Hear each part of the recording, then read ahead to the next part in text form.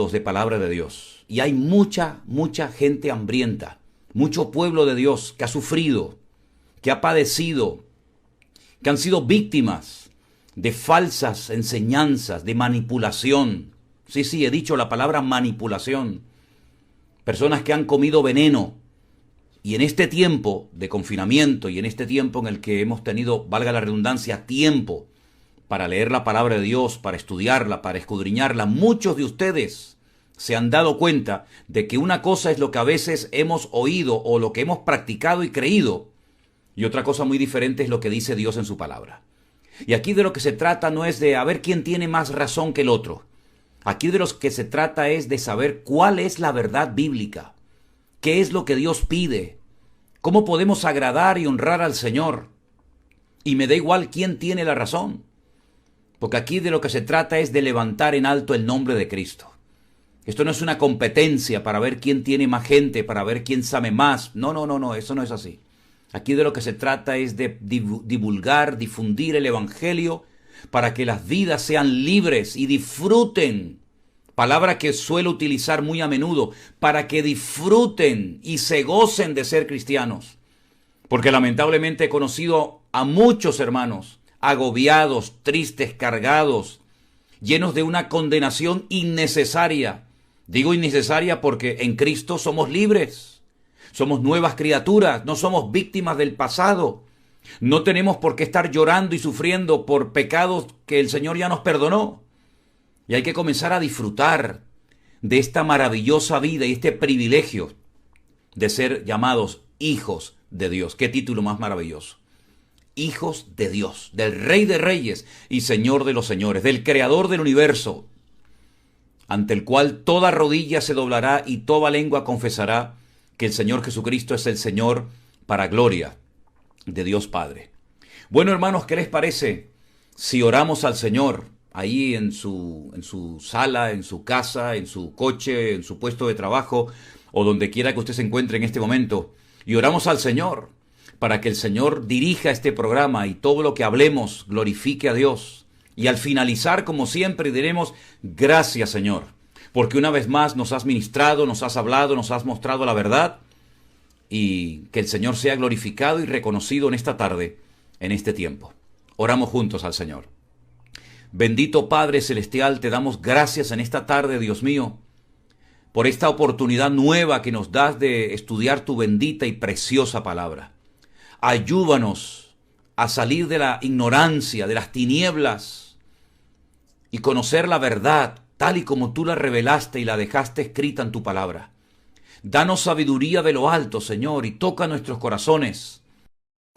Muévete, toca corazones, cambia vidas, restaura corazones, para que en esta tarde tu nombre sea glorificado y levantado en alto, Señor. Nos rendimos a ti, pedimos tu ayuda y tu bendición, en el nombre de Jesús. Amén. Y amén. Pues mis queridos hermanos, si les parece, vamos a comenzar ya a responder a las preguntas que hemos estado recibiendo últimamente. Y la primera pregunta nos la hace nuestra hermana Mariana. No sé exactamente de qué país nos escribe, de dónde es. Sí me gustaría pedirles a todos ustedes, por favor, que a partir de ahora, cuando ustedes escriban al correo de la iglesia, mividanueva@mividanueva.org o .com, creo que es, perdónenme, no recuerdo si es .com o .org. Bueno, en la página web de la iglesia lo pueden encontrar. Nos digan, por favor, de qué país nos envía usted su pregunta. No solamente díganos: yo me llamo fulanita de tal, si es que quiere mencionar su nombre, sino que además nos diga de qué país, ¿sí? De qué país nos está usted enviando su pregunta, y así poderle mandar en directo un saludo. Así que Mariana, le respondo a su pregunta. Usted dice: ¿acaso puede alguien clamar a Dios en genuino arrepentimiento? Esa palabra es muy importante, en genuino arrepentimiento. ¿Y puede ser que Dios no tenga misericordia de él porque así es su voluntad? ¿Me podría explicar esto, por favor? ¿No parece esto algo injusto? Y me cita usted la cita de Romanos 9, del 11 al versículo 21. Bueno, usted ha utilizado una palabra muy importante, y es la palabra genuino arrepentimiento. ¿Cómo Dios no va a perdonar? ¿Y cómo Dios no va a tener misericordia de una persona que con un genuino, un verdadero arrepentimiento le está pidiendo perdón al Señor. Nada más lejos de la realidad. Los textos que aparecen en Romanos 9, del 11 al 21, no hablan de un Dios que tiene para unos misericordia y para otros no. Es que Dios es misericordioso. Dios no puede dejar de ser misericordioso. El que trate a unas personas de una manera y a otras de otra, por el comportamiento, por la actitud, por la rebeldía o por la desobediencia o por la obediencia, eso es otra cosa. Pero Dios no puede dejar de ser misericordioso, porque Dios es misericordioso. ¿Se da cuenta? Por lo tanto, si hay una persona, no importa el pecado que haya cometido, ni cuántas veces lo haya cometido, si una persona en genuino arrepentimiento le pide perdón al Señor, tenga usted, Mariana, la completa seguridad de que Dios va a perdonar a esa persona.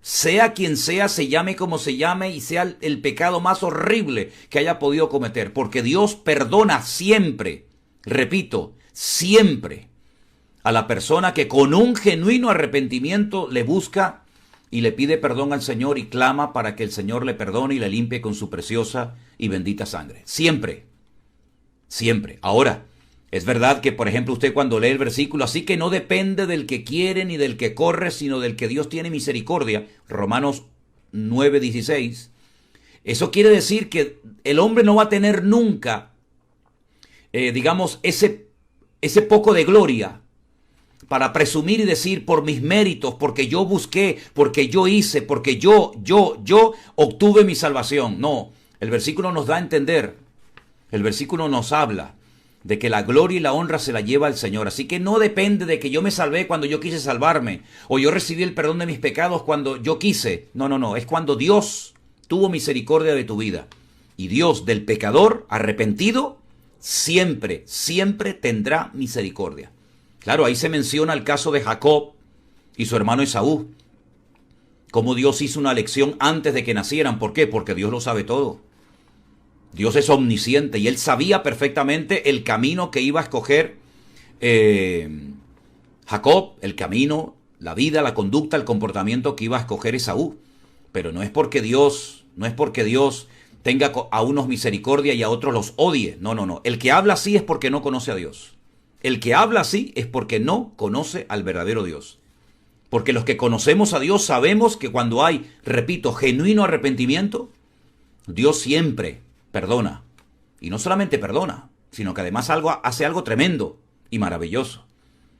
Que olvida nuestros pecados y nunca más nos presentará, digamos, la fotocopia de nuestros pecados delante de nuestras narices para hacernos sentir mal, para hacernos sentir culpables, porque ninguna condenación hay, ninguna, para los que están en Cristo Jesús, Señor nuestro, los que ya no andan, evidentemente, conforme a la carne, sino conforme al Espíritu. Pero perdonar, cuando hay genuino arrepentimiento, siempre, siempre, sea quien sea, se llame como se llame, y repito, no importa el pecado que haya cometido. La siguiente pregunta nos la hace una hermana que se llama Nidia. No sé si será nuestra hermana Nidia desde la isla de La Gomera, porque allí en la isla de La Gomera tenemos un matrimonio que si me están viendo les mando saludos. Él se llama Manolo, igual que yo, y su esposa Nidia. No sé si es esta hermana Nidia la que me hace la pregunta, de todas maneras da igual. Esta persona dice: pastor, oigo todo desde marzo.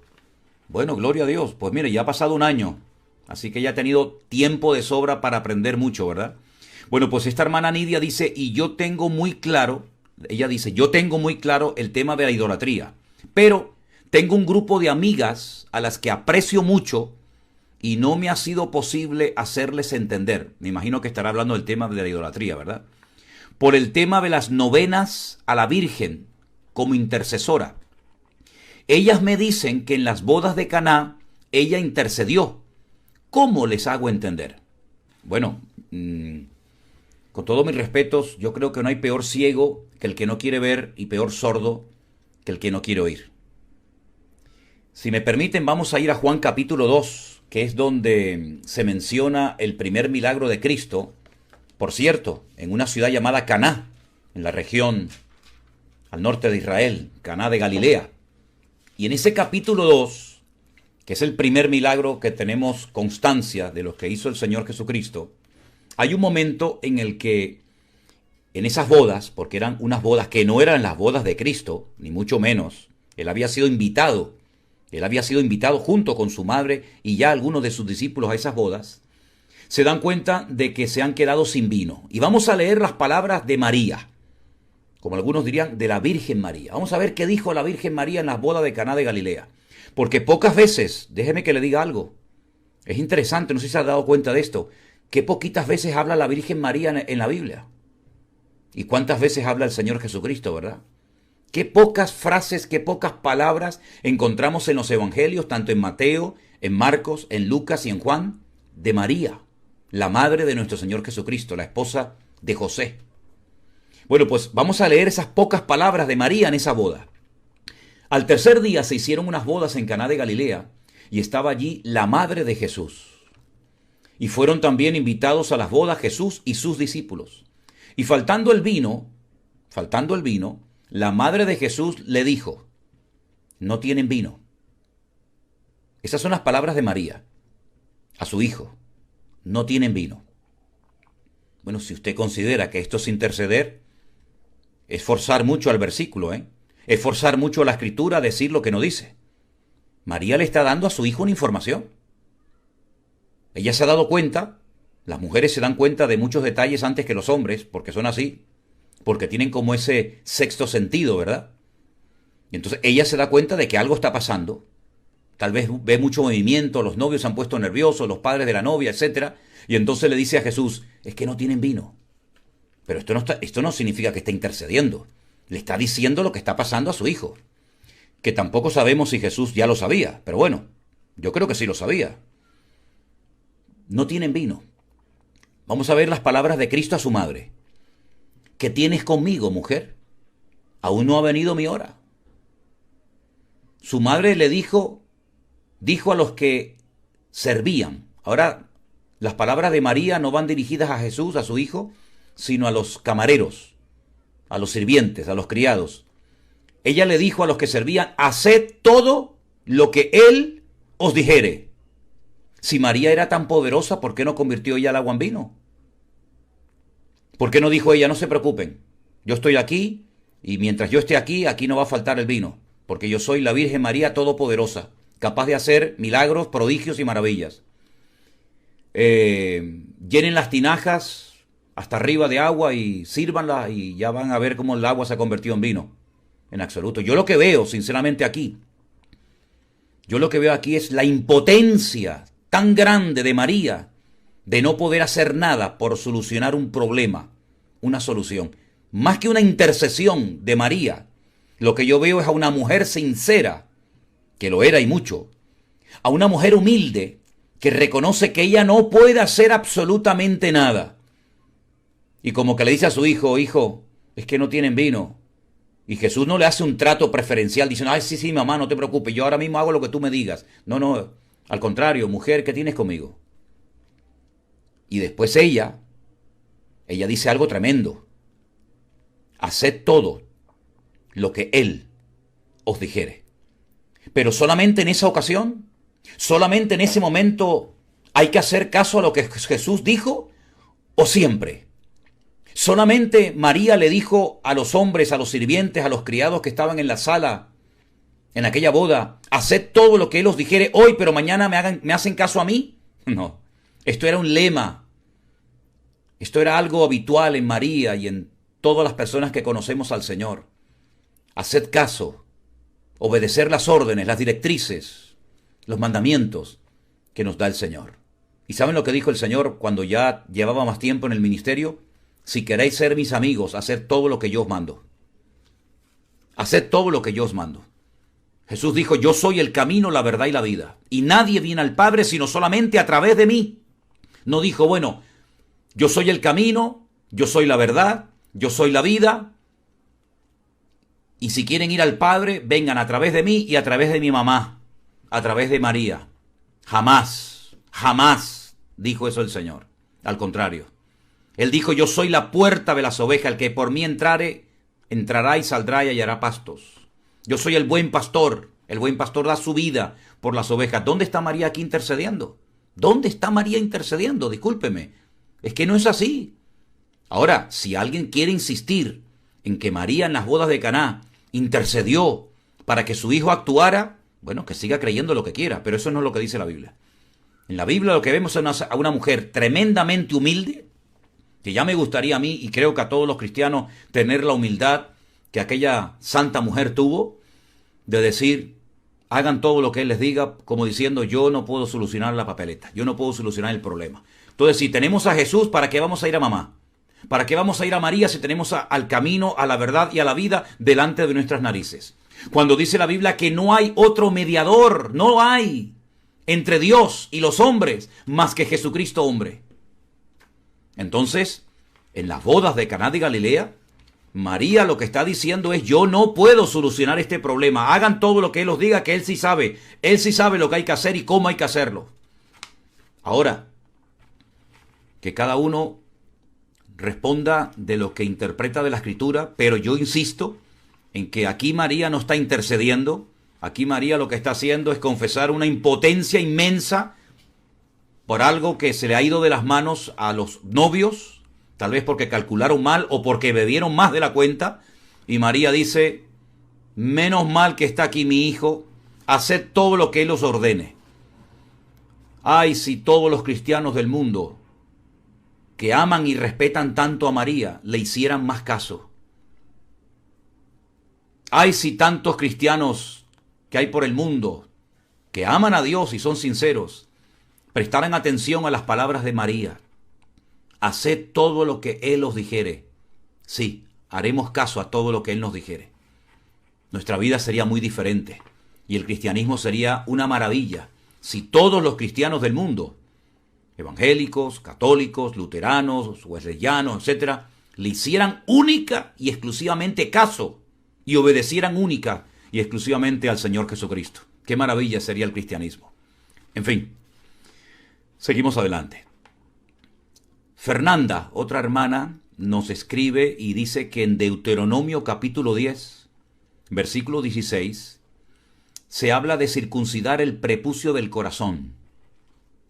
¿Eso qué quiere decir?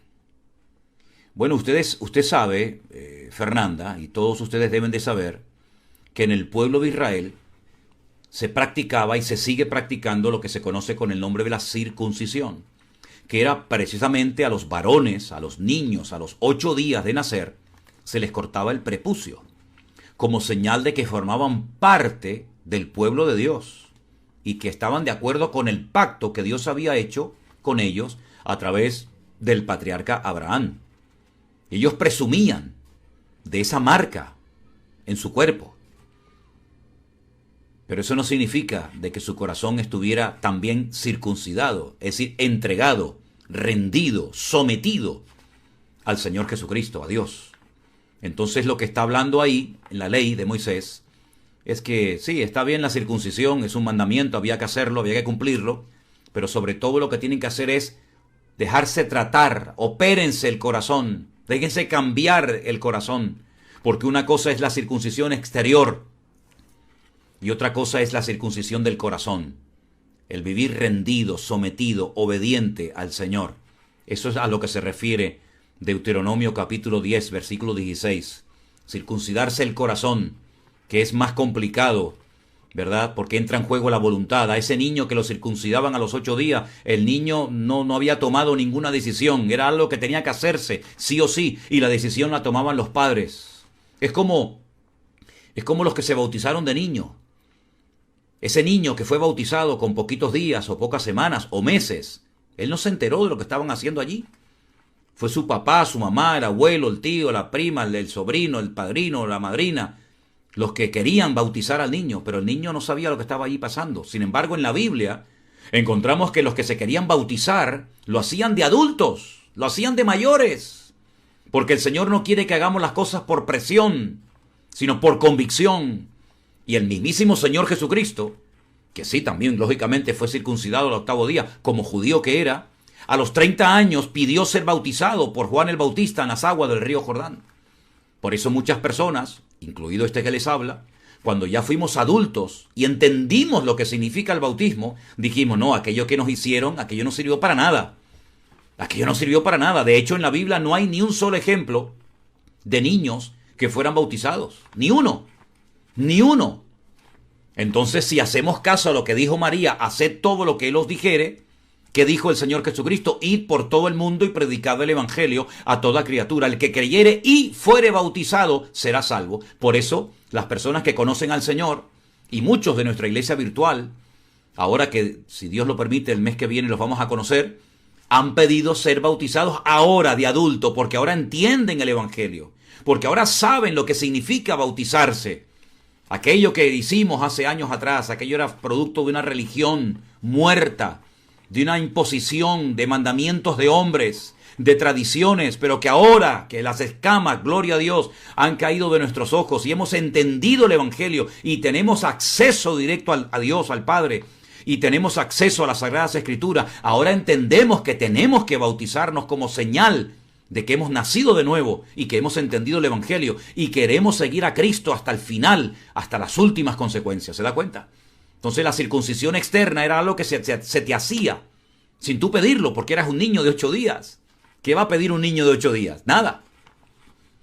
Pero la circuncisión del corazón, podríamos decir que es cuando realmente le entregamos nuestra vida, nuestra voluntad, cuando nos convertimos de verdad al Señor. Y Él entonces, porque nos hemos arrepentido genuinamente, como hablábamos antes, perdona todos y cada uno de nuestros pecados. Gloria a Dios. Bueno, veo que hay muchos hermanos conectados. Somos ya ahora mismo más de 1645 puntos diferentes donde hay hermanos, familias, creyentes que están conectados y me alegro muchísimo. Les mando un saludo a todos ustedes. Tengo en este momento las 18:23 de la tarde. Miren sus relojes para que puedan comprobar la diferencia horaria. Porque muchas veces me dicen, pero pastor, en mi país, ¿a qué hora es el devocional? ¿A qué hora es el pastor online? Bueno, yo no puedo saber las diferencias horarias en todos y cada uno de los países del mundo. Por eso ahora mire su reloj, yo tengo las 18:23 de la tarde, ¿verdad? Y ahora usted dice, mira, hay tanta diferencia horaria. Hay hermanos que nos miran desde Sudáfrica, hermanos que nos escuchan desde Estados Unidos, Centroamérica, Latinoamérica, Europa, incluso hasta de Australia, de Japón, de las Islas Caimán, de Aruba, me escribían hace unos días también. Que Dios bendiga a todos nuestros hermanos que están conectados en este momento. Bendiciones para todos. Bueno, seguimos adelante, ¿les parece? Esta hermana también preguntaba cómo se perfecciona el poder de Dios en nuestra debilidad. Mire, hermana, cuando usted experimente que Dios está obrando en su debilidad, le puedo asegurar que no va a hacer falta que haga la pregunta, porque usted se va a dar cuenta que en su debilidad, sea física, sea emocional, sea financiera o de cualquier otra índole, usted va a notar que cuanto más débiles y más incapaces y más impotentes nos sentimos para vivir, para hacer algo, es cuando más notamos la gracia de Dios sobre nuestras vidas. Se lo puedo asegurar. Estas palabras las pronunció el apóstol Pablo cuando estaba sufriendo con aquel azote, con aquel aguijón. Y el Señor le dijo, bástate mi gracia, porque mi poder se perfecciona en la debilidad. Y Pablo dijo, me voy a gozar cuando estoy débil, ¿verdad? Hay muchos cristianos que saben gozarse en la prosperidad, en la abundancia, cuando están todo marcha bien. Pero el cristiano maduro, el cristiano que ha resistido la prueba y ha vencido a la tentación de quejarse, de lloriquear, es aquel que dice, Señor, cuando yo estaba enfermo en aquel hospital, cuando estaba sin dinero, sin trabajo, cuando estaba solo, etcétera, etcétera, yo notaba tu gracia, tu poder sobre mi vida. Es algo que no se puede predicar con palabras, hay que vivirlo en carne propia. Hay que vivirlo en carne propia. ¿Se acuerda usted cuando Pablo y Silas estaban en el cepo, allí en la cárcel en Filipo, a medianoche cantando? Físicamente estaban débiles, habían sido apaleados, pero la gracia y la fortaleza del Señor sobre sus vidas era algo realmente tremendo. Así que damos gracias a Dios de que cuando estamos débiles, física, espiritualmente o en cualquier otra índole o área de la vida, podemos notar y experimentar que Dios está con nosotros. Y vemos hermanos que están enfermos, que cuando hablas con ellos te dan ánimo, ellos a ti. Hemos ido incluso a funerales a enterrar gente y los familiares dicen, tranquilo hermano, mi hijo, mi esposa, mi marido, mi madre, mi padre, están ahora mismo en la presencia del Señor y te transmiten los débiles fortaleza y ánimo a ti. Es que es algo que hay que experimentar para poder entenderlo. Parece una contradicción, ¿verdad? Pero es algo muy real. Bueno, ¿les parece? Seguimos avanzando. Una hermana llamada Teresa hace la siguiente pregunta. ¿Es pecado rezar la corriente de aire, ya que el rezo se hace en el nombre de Jesús? Hermana Teresa, le confieso sinceramente que no tengo ni la más remota idea de lo que usted me está preguntando. Confieso mi incapacidad. No sé lo que es hacer el rezo a la corriente de aire. No tengo ni idea. Lo que sí le puedo decir es que esa expresión, el rezo de la corriente de aire, no está en la Biblia. Y lo que no está en la Biblia, dudo mucho de que agrade a Dios. Además, le voy a decir una cosa, el que se haga un rezo a la corriente del aire o a cualquier otra cuestión, aunque se use el nombre de Cristo, cuidado porque estamos haciendo un uso indebido de un nombre santo y sagrado como es el nombre de nuestro Señor Jesucristo. Y con eso no se juega. El nombre de Dios es sagrado. Cuidado con mal utilizar el nombre de Cristo para hacer rezo, sabe Dios a quién o a qué. Así que esto del rezar a la corriente del aire, repito, no tengo ni idea a lo que usted se refiere. No sé si es algo típico de su país, porque aquí en España a mí esto no me suena. Pero no significa que porque se use el nombre de Cristo, ya está bien. No. Lo que está mal, aunque se use el nombre de Cristo. Y nosotros, dicho sea de paso, no rezamos. Rezamos, no. Oramos. Hablamos con el Señor. Rezar viene de repetir, y nosotros no tenemos que repetir palabras vanas, como los gentiles, que piensan que por su palabrería agradan a Dios. Nosotros hablamos con el corazón abierto, de padre a hijo, de hijo a padre, con toda confianza, con plena certidumbre de fe, sabiendo que nuestro Dios nos ve, nos escucha y nos oye. Y si sabemos que Él nos oye, sabemos que tenemos las peticiones que le hayamos hecho. Así que de rezos, nada. Seguimos adelante. Bueno, gloria a Dios que me hace esta pregunta un hombre, porque la mayoría de las preguntas que nos llegan por parte de hermanas, de mujeres, y menos mal que hay uno valiente. Un hermano, un tal llamado Guillermo, pregunta que acerca de la idolatría, de la doctrina de los escogidos, que muchos son llamados y pocos los escogidos. Algunos dicen que Dios escogió en su soberanía y punto. Hay un pastor que dice que nosotros antes vivíamos en otro mundo que existió y que hicimos buenas obras y por eso nos escogió. ¿Es esto así? Y se apoyan en que fuimos escogidos para ser santos y sin mancha. Esto lo llama él la doctrina de la perfección. Porque hay un versículo que dice ser perfectos como vuestro Padre que está en los cielos es perfecto. Bueno, yo en mi vida había oído semejante disparate. Usted dice que esto lo enseñó un pastor. Yo no sé qué clase de pastor o qué señor es este que enseña que nosotros fuimos escogidos porque vivíamos en otro mundo, en otro planeta, y como allí nos portamos bien, hicimos buenas obras, entonces ahora Dios nos escogió para vivir en este mundo. Mire, esto es un disparate, esto es una falta de respeto a la palabra de Dios. Esto no es así. Si esto lo están enseñando en su iglesia, salga corriendo ahora mismo de ahí, porque eso no es Biblia ni es nada. Así de claro como se lo digo. Dios nos escogió porque Él nos quiso escoger y punto. Porque tuvo misericordia de nosotros, porque nos amó desde antes de la fundación del mundo. ¿Qué es eso de que vivíamos en otro planeta y hicimos buenas obras? Y entonces Dios dijo, te portaste bien, te escojo y te traigo para acá. Eso no es bíblico, eso es un disparate. Pero bueno, tantas locuras se han estado predicando en los últimos años, en las últimas décadas, desde algunos lugares.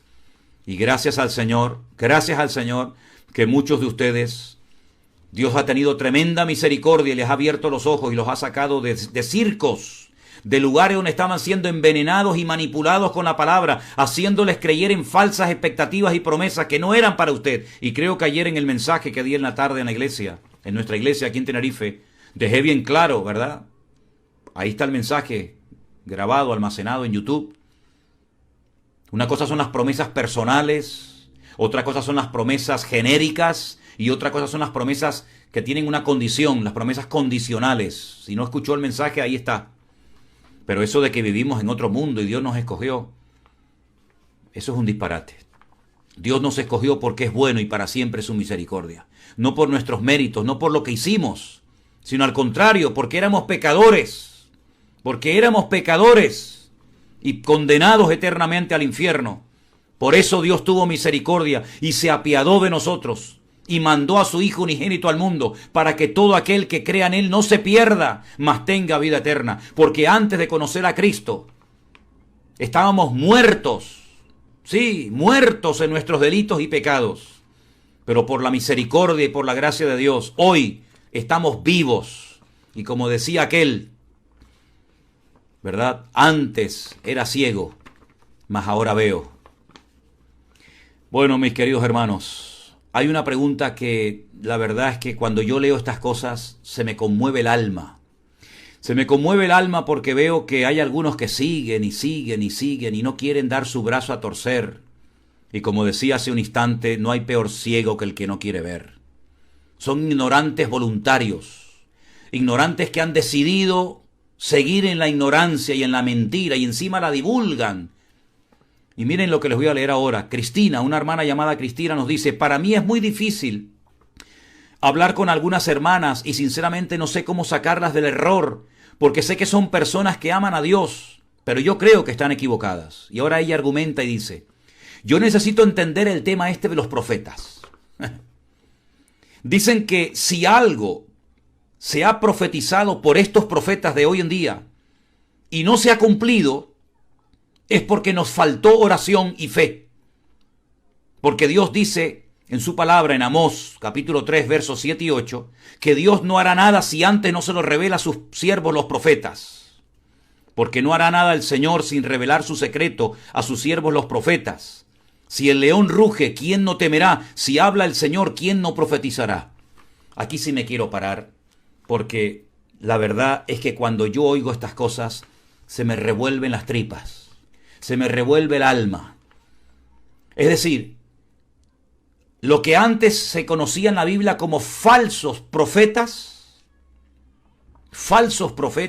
engañadores, embaucadores, ahora estos profetizan algo y no se cumple y le echan la culpa a la gente de que no se ha cumplido lo que profetizamos porque ustedes no oraron o porque ustedes no tenían fe. Encima de mentirosos y encima de manipuladores, ahora encima al pueblo santo de Dios le hacen sentir culpable. Esto es el colmo. Esto ya es el colmo. En la Biblia, cuando alguien profetizaba, cuando alguien decía algo y no se cumplía, lo mataban a pedradas. Lo llamaban falso profeta. Que dicho sea de paso, no solamente hubo, como dice la Biblia, falsos profetas, sino que la Biblia dice, Mateo 24, por ejemplo, por citarle uno de los versículos de tantos, dice la Biblia que habrá en el futuro también falsos profetas. ¿Usted cree que hoy en día hay falsos profetas? Claro que los hay. Claro que los hay. Y se les da carta blanca para que se suban a los púlpitos y digan y hagan lo que les da la gana. Llaman a la gente aparte y le dan una palabra como específica y concreta para ellos, para ellas. Y si no se cumple es que usted no tenía fe. No, si no se cumple es que usted es un mentiroso. Si usted me dice algo a mí que no se ha cumplido, no es que yo no tenga fe o no haya orado. El problema es que usted es un mentiroso. Como la pastora esta del año pasado que profetizó que Cristo venía el 31 de diciembre. Y yo dije, Cristo no va a venir el 31 de diciembre del 2020. Y lo demostré. Y prueba de ello que estamos ya en abril del 2021. Es decir, los falsos profetas existieron, existen y lamentablemente seguirán existiendo. El problema no está en que hayan o se muevan hoy en día en algunos ambientes evangélicos falsos profetas. Ahí no está tanto el problema. El problema está cómo se les da la bienvenida y cómo se les abre la puerta y se les da el púlpito y cómo la gente cae como rendida a los pies de estos manipuladores que sacan textos de su contexto para formar pretextos y utilizan promesas que no fueron para personas en particular y las sacan del contexto y quieren aplicarlas hoy en día. Pero eso sí, nunca se van estos pseudo profetas con los bolsillos vacíos, siempre se van llenos, porque hay que sembrar en ellos. La verdad es que ya es hora, pueblo de Dios, de que despierten algunos de ustedes a la cruda realidad de que estos no son profetas ni nada. Claro que el Señor dijo que cuando iba a hacer algo, en el Antiguo Testamento hablaba a través de sus siervos los profetas. Pero ¿por qué estos que citan el versículo de Amós, capítulo 3, versos 7 y 8, ¿por qué no le leen este versículo? Usted no dice que quería hablar con esta señora, con estas mujeres. Léale este versículo, Hebreos 1. Hebreos 1:1. Dios, habiendo hablado, mire el tiempo del verbo, hermana, habiendo hablado tiempo pasado, muchas veces y de muchas maneras, en otro tiempo, a los padres, es decir, a nuestros antepasados, por los profetas, le repito el texto, Dios habiendo hablado muchas veces, de muchas maneras, en otro tiempo, a los padres por los profetas, coma, versículo 2, en estos postreros días, ¿y quién puede negar que ya estamos en estos postreros días? Nos ha hablado por el Hijo, a quien constituyó heredero de todo y por quien asimismo hizo el universo. ¿Por qué no le leen este versículo? ¿Por qué citan solamente a Amós? Repito, en el Antiguo Testamento era así. Dios hablaba a través de sus siervos los profetas. Y cada vez que Dios iba a hacer algo, o tenía que comunicarle un mensaje a su pueblo, o quería advertir a su pueblo de algo, utilizaba a los profetas. Y pone el ejemplo del león. Claro, cuando el león ruge, todo el mundo teme. Y cuando Dios iba a hablar, utilizaba un profeta, fuera Amós, Jeremías, Isaías, Malaquías, el que usted quiera. Pero es que ya no estamos en el Antiguo Testamento, mijo. Ya no estamos en el Antiguo Testamento, estamos en el 2021, por si algunos no se han dado cuenta. Y dice en 1 Corintios capítulo 14, verso 29, apunte hermana este versículo, por favor. Usted, Cristina, 1 Corintios 14, 29, que cuando alguien dice que va a profetizar o a decir algo en el nombre del Señor, los demás tienen que prestar atención y juzgar, sopesar, ¿a la luz de qué? A la luz de las Sagradas Escrituras, si lo que ese señor o esa señora está diciendo es de Dios o no es de Dios. ¿Se cumple o no se cumple? ¿Está escrito o no está escrito? Porque además quiero decir algo. Nunca nadie puede subirse a un púlpito ni acercarse a su oreja a decirle algo nuevo que no está en la Biblia. Si a alguien se le ocurre acercarse a su vida, toca la puerta de su casa, le manda un correo electrónico, un WhatsApp, o se para detrás de un púlpito a dar una nueva revelación, no le crea, salga corriendo de ahí, porque no hay revelaciones nuevas. Mentira, es falso. Y usted dirá, pero ¿usted cómo sabe todo eso? Porque llevo 40 años en el ministerio estudiando la palabra de Dios. No soy un muchachito de 15 años que pasó por la calle y se metió ahora aquí a dar esta charla. No, soy un hombre de 60 años, hecho y derecho, con 40 años a tiempo completo a mis espaldas. Y creo que algo de la Biblia sé. No mucho, pero algo creo que sé. Y le digo sinceramente desde mi más mínima, digamos, experiencia o conocimiento, como usted quiera llamarlo, la inmensa mayoría, no digo todos, no digo todos, pero la inmensa mayoría de los que hoy en día se llaman profetas o profetizas, que van por las iglesias, no son ni profetas ni nada. Así como se lo digo, Yo sé que para muchos esto es durísimo, lo que el pastor Manolo Sierra está diciendo esta noche o esta tarde, pero es la cruda realidad. Palabras de aliento, palabras de ánimo, Dios está contigo, Dios te va a bendecir, la tierra Dios te la va a entregar, vas a ser bendecido y prosperado, siempre lo mismo y siempre lo mismo. Palabras que endulzan los oídos y después se llevan los bolsillos llenos. Estoy cansado de estos manipuladores y engañadores y vividores del evangelio. Personas que tienen un léxico y unas palabras que tienen un pico de oro, como decimos por estas tierras, picos de oro, pero que no son profetas ni son nada. Así que no me vengan a mí ahora con el cuento esta gente de encima, hacerle sentir mal a mis hermanos en Cristo. No, es que no se cumplió lo que yo profeticé porque ustedes no tenían fe, o porque estaban en pecado, o porque no habían orado lo suficiente. Serán caraduras. Serán caraduras. En fin, espero que haya una madurez lo suficientemente elevada en este momento en el pueblo de Dios para decirle basta de estar invitando a estas personas que lo único que quieren es llevarse los bolsillos llenos y que la gente haga pactos con ellos y que la gente se comprometa a apoyar sus ministerios porque son profetas del Dios Altísimo. Y muchas veces, y yo he estado en reuniones y he visto estas manipulaciones muchas veces, lo que menos predican es de la Biblia. Lo que menos hablan es de la palabra de Dios. Son nubes sin agua, estrellas fugaces. Personas que a costa del ministerio quieren pegarse la gran vida, expropiándole a las pobres ovejas la lana, la leche, los corderitos y hasta la carne, ¿verdad? Y ya está bien de dejarnos seducir y arrastrar por este tipo de personas que parece que cuando viene el profeta es como si viniera a la iglesia el apóstol Pablo. Lea 1 Corintios capítulo 14, cómo hoy en día a estos falsos profetas hay que juzgarlos. Claro, lo que pasa es que muchas veces falta esa autoridad en el púlpito para decir silencio. Yo tengo un amigo mío, un pastor en Italia, el pastor Antonio Panocchia, al cual aprecio y quiero muchísimo, que ha sido uno de los pocos pastores que cuando vino un supuesto profeta de estos, lo paró y le dijo, silencio, le prohíbo en mi iglesia estar diciendo esas tonterías y esas cosas que no son de Dios. Y lo sentó.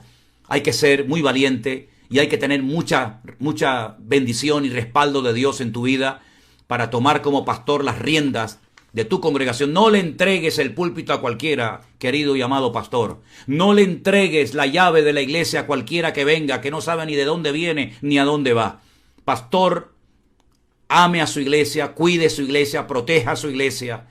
Y hermanos de congregaciones, que tenéis el honor y el privilegio de congregaros en alguna iglesia, que tenéis pastores que han dado la vida por ustedes un año y otro y otro y otro, valoren a los pastores, amen a los pastores, visiten, llamen a los pastores. Y vamos a dejarnos ya de estar siempre mirando hacia afuera para que venga no sé quién a decirnos una palabra cuando el pastor te lo ha dicho 50 veces, 1000 veces te lo ha dicho y te ha entrado por un oído y te ha salido por el otro, pero después llega el señor profeta o la señora profetisa, y se lleva toda la pompa, toda la gloria, todos los aplausos y encima después deja un desastre en la iglesia que los pobres pastores muchas veces después tienen que arreglar. En fin. Sigo adelante porque la verdad es que este tema de los profetas ya me tiene cansado porque veo que siguen y siguen y siguen y ahora, claro, como ya no les funciona el negocio, ahora encima le echan la culpa a los pobres hermanos de que no tienen fe. Es increíble.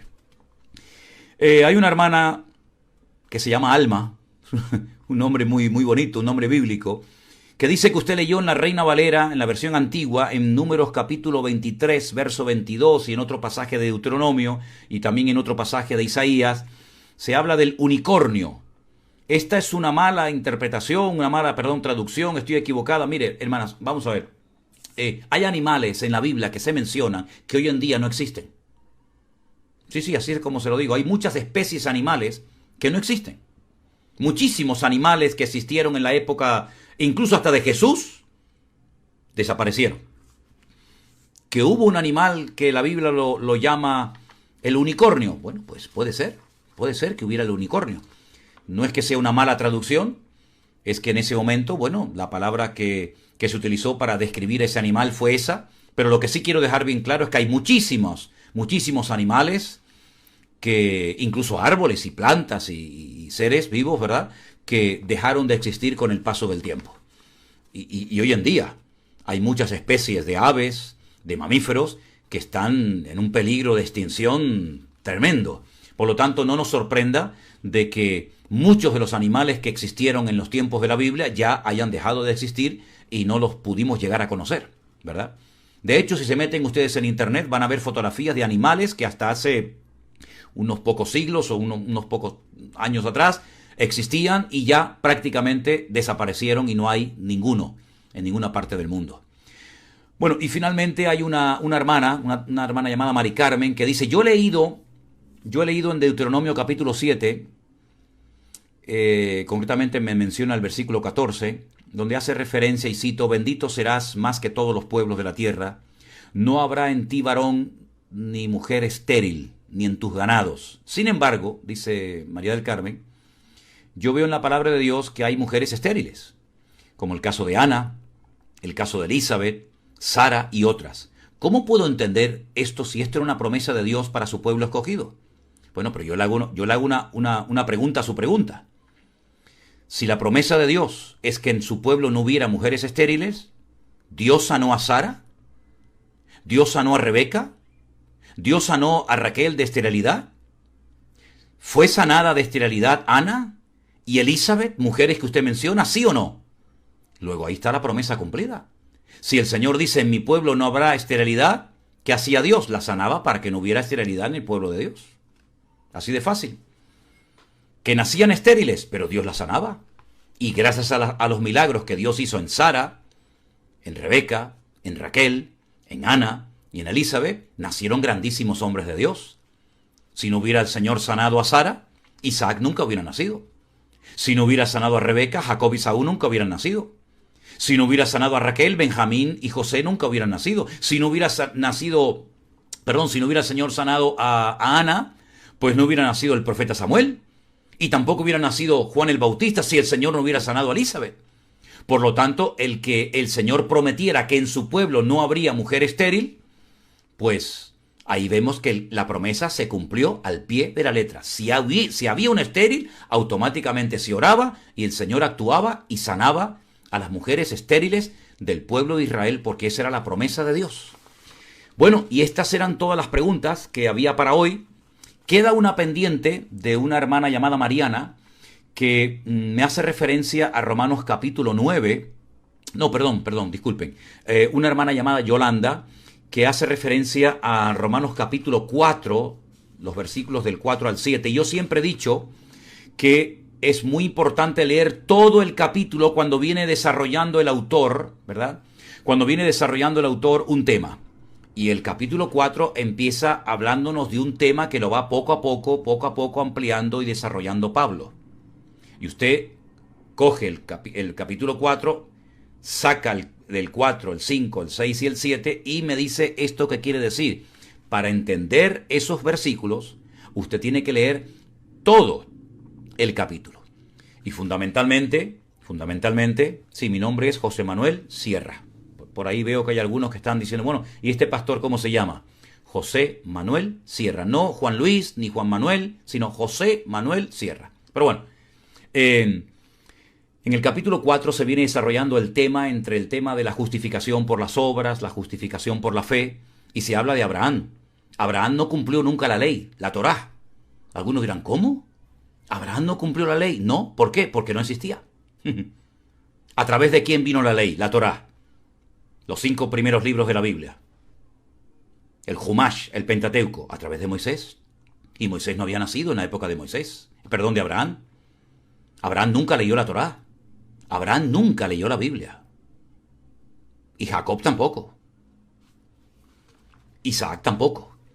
Pero dice la Biblia que la fe de Abraham era tan grande, tan inmensa en Dios, que fue justificado no por las obras de la ley, no por lo que hizo, sino por lo que creyó.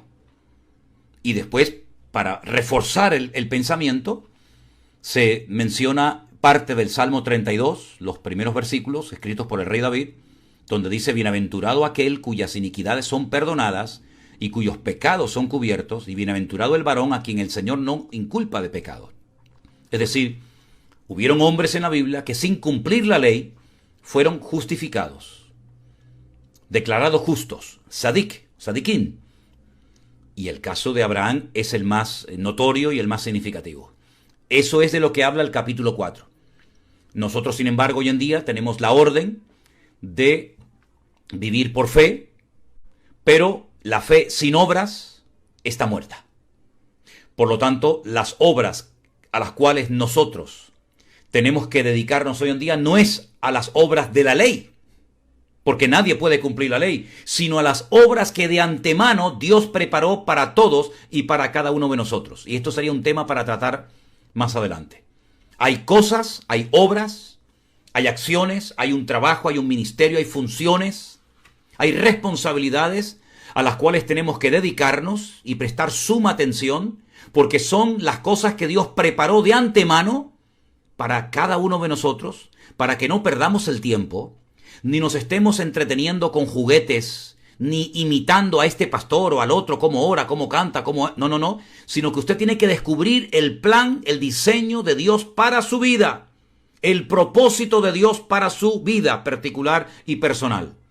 Ahí quitamos imitar a este, imitar al otro, seguir a fulanito, a menganito, y a esas obras es a las que Dios nos dice que tenemos que ocuparnos. Pero si se refiere a las obras de la ley, no pierda el tiempo, porque ningún hombre, ningún ser humano, de los del pasado, ni en el presente, ni en el futuro, jamás podrá cumplir con la ley.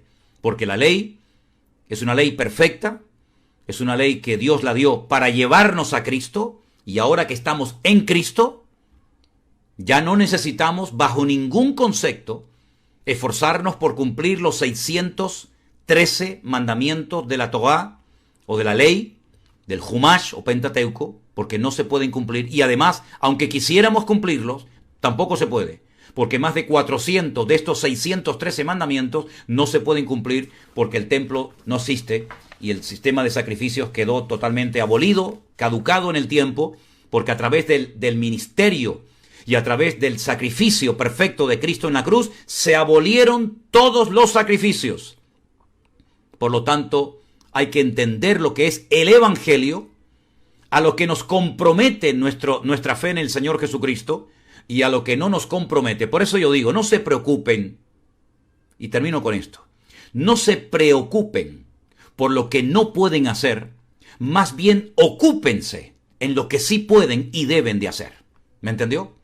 No estén preocupados, es que esto y aquello, y es que la ley, y es que la Torá, no se preocupen por esas cosas. Ocúpense en lo que deben y tienen que ocuparse, y van a ver qué diferente van a vivir su relación con Cristo. Ahora, el que quiere seguir esforzándose por tratar de cumplir la ley, allá él o allá ella, pero nunca podrá decir que no hubo alguien que le habló claramente acerca de lo inútil que es el querer forzarnos por vivir bajo la ley de la cual Cristo nos redimió y ahora estamos bajo la gracia de Dios. Si alguno prefiere dejar la gracia de Dios, el Evangelio de Cristo, por la ley de Moisés, adelante. Usted es libre, usted sabrá lo que hace. Pero nosotros creemos en Cristo, le hacemos en esta ocasión caso a lo que aquellas palabras de María en Caná de Galilea cuando dijo, haced todo lo que Él os diga, y eso es lo que nos hemos comprometido a hacer, y esa es nuestra principal ocupación en la vida, hacer la voluntad de Dios hasta el final de nuestra existencia. Amados y queridos hermanos míos, que Dios les bendiga. El tiempo ha volado, tenemos 18:54 de la tarde aquí en las Islas Canarias, en Tenerife. Compruebe la hora que es ahora en su país. Estaré con ustedes nuevamente el lunes por la tarde en el Pastor Online para responder a sus preguntas.